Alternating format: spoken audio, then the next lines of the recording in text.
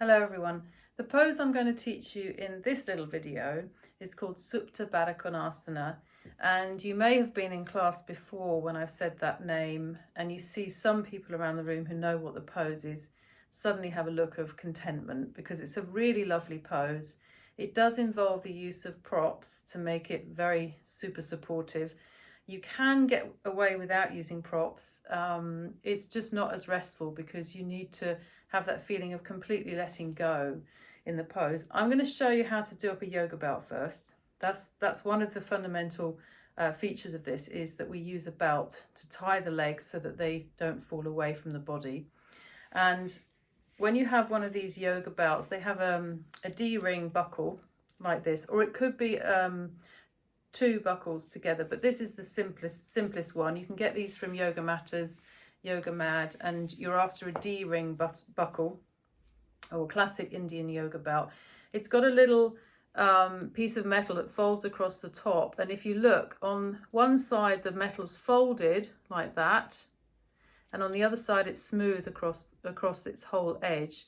So when you put your belt in like this, you put it from where the material touches the material, and it's going to run over the smooth edge of the bar. So you lift that tab up and tuck it through the smooth edge, in between the smooth edge of the bar and the other side, and then you've got the loop like so.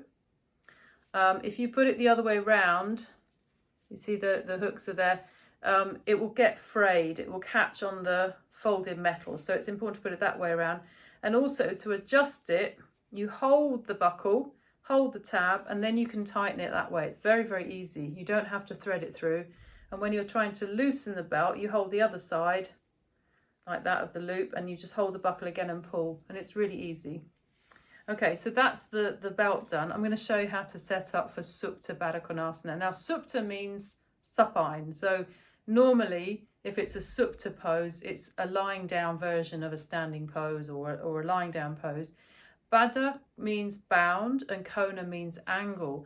So the feet are pressed together, the knees are out to the side, and it makes a binding action between the feet and the legs. There's a kind of circular action between the hips, the knees, the feet and the legs. So that's why it's called Baddha Konasana.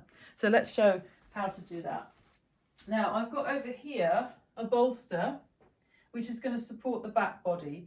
So like in Setu Bandha, we open the chest, support the back body, but unlike Setu Bandha, in this one, the shoulders and the head are on the same level. The shoulders aren't on the floor. And most people need a small lift for the head as well. So we place that there. Now, if you don't have a bolster, you can use folded blankets like this. Just make them into the same sort of size as a bolster shape, because the bolster is designed to support the back body. So you want something that is about the size of your own back body, like that. You can have a pile of blankets, again something quite firm. So you could also have a couple of foam blocks like we did before, with the blocks going like this, one after the other, and then a blanket for the head on top. That's a little bit firmer though, it's a little bit harder, but it can still be quite comfortable. Now, when you sit down, you sit on the front edge of the bolster and you bring the soles of the feet together. So Baddha Konasana is a seated pose. This one, where you have the soles of the feet together, knees out to the side. So we're doing the lying down version of that pose.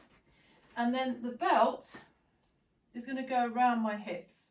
So it goes over the top of the head and around the sacrum, and then around the sacrum here, around the base of the spine. And you need the belt long enough because it's going to tie on the inside of the legs and around the feet. I'm going to show you from the front, but when I lie down, I'll show you from the side. So the belt's gone over my head, it's around the back of the waist, and I bring it down on the sacrum, quite low down on the back, not under the buttocks, just above the tailbone. And then I'm going to bring the buckle onto the left side of me with the tab facing towards my hip. So when I tighten it, it's going to tighten this way towards my hip. But first I've got to get around my feet. So I bring the belt on the inside of the thighs around the feet like this. And then I've got a loop there, I've got a tab there on that side. And if you hold this part of the belt, the long part of the belt with one hand, and tighten towards the hip like that, the belt should tighten.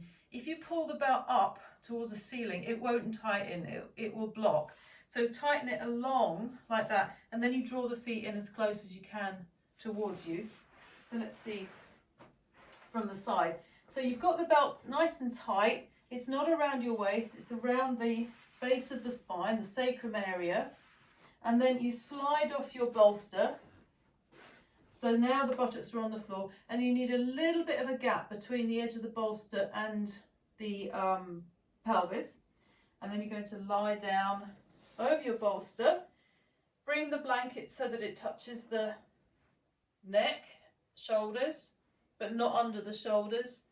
And then you can either have the hands here with the elbows on the floor, you can have the arms out to the sides, and you can also, if you've got room, extend the arms and fold the elbows, but make sure that your elbows are relaxed onto the bolster and that they're not like this with the arms lifting up. And you can stay for a few minutes. Now, the problem is when the hips are very stiff, people tend to get quite crampy here. They get very tired in the legs. So if that happens to you, take something like a pillow or a rolled blanket or even a brick and put that underneath each side. So you'd have the same height under this thigh as under this thigh, and then the legs will relax a lot more easily than if you didn't have the lift there. All right, so that's just a basic introduction to Supta Baddha Konasana, and there's lots more ways that we do the pose, but that's the most easy way to show you for now. So the next time we come to the end of class or the beginning of class and I say Supta Baddha Konasana, hopefully you'll know how to set up. See you soon.